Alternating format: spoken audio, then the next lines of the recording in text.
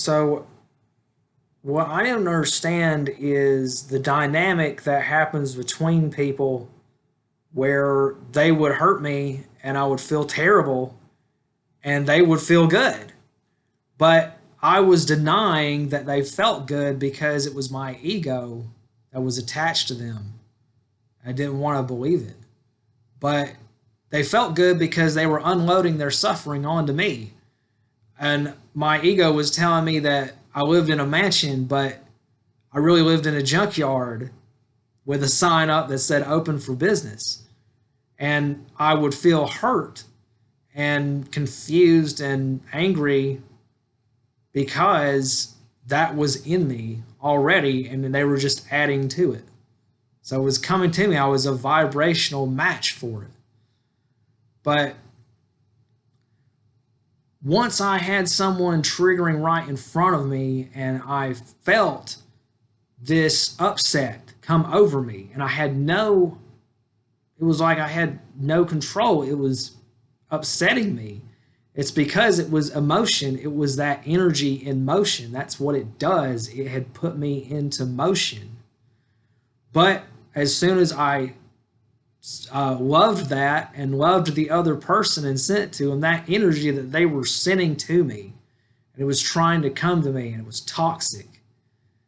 As soon as I started loving myself, breathing it out and releasing it and sending them love, it was transmuted and they stopped triggering.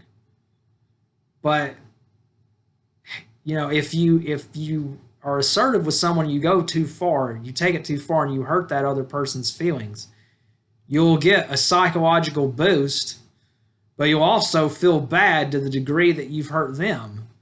And that's how you know that you've stolen their energy. But people, they steal each other's energy because they don't know how to tap into that limitless love that the spirit shines through you to that other person, because that other person, they're coming to you because they're wanting love. But if you have suffering within you, they'll give you their suffering. If your suffering is greater than theirs, they're trying to unload it because they don't know how to deal with that issue. They don't know how to deal with that energy. So they're just trying to pawn it off on somebody else. But it's like if you go to the pawn shop and you pawn a priceless item and they give you 10 grand and you just have a party, and spend that 10 grand just knowing that you're not going to pay it back. But then you're upset when the shop calls you up and they say you're past due, so you're not getting your priceless item back. And then you're upset and worried about what the other person is doing.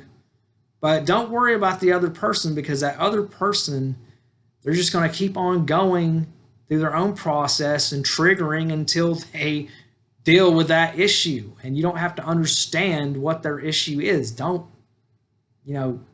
just send them love and love yourself. And if you do that, it's like the glass of water you put in the freezer and it'll freeze, because that's what love does. It transmutes fear, transcends it. But it goes both ways, and I didn't really understand it until I started, feeling people who were trying to freeze me with their fear or impatience or anger. But just send them love. It's all within you. Whatever you feel, whatever is going to upset you, it's within you. So you just love yourself, love your body and your mind, and let that love flow through you to them. Because there's no limit on love. You can just give them love as much as you can. And the more you give them, the more love will flow through you.